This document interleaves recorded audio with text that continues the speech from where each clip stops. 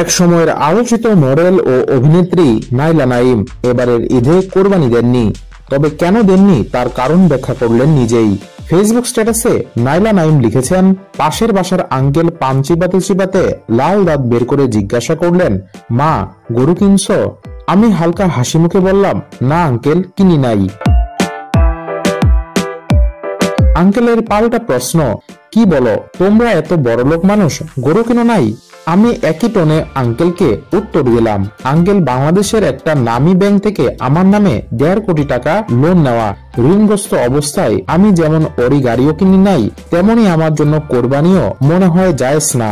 চোখ কুঁচকে আচ্ছা আচ্ছা বলতে বলতে আঙ্কেল প্রস্থান করছিলেন।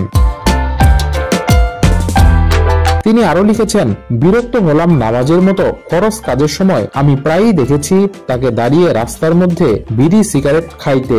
সে আসছে আমার কোরবানির খোঁজ নিতে। এই মডেল অভিনেত্রী লিখেছেন, ঋণগ্রস্ত অবস্থায় শো অফের কোরবানি আমার দরকার নাই, যতটুকু পারবো ফরজ কাজগুলো গুছিয়ে করার চেষ্টা করব। আপনার জন্য যদি কোরবানি জায়েজ হয় আপনি কোরবানি দিন, আমি কারো ধর্মানুভূতিতে আঘাত দিচ্ছি না।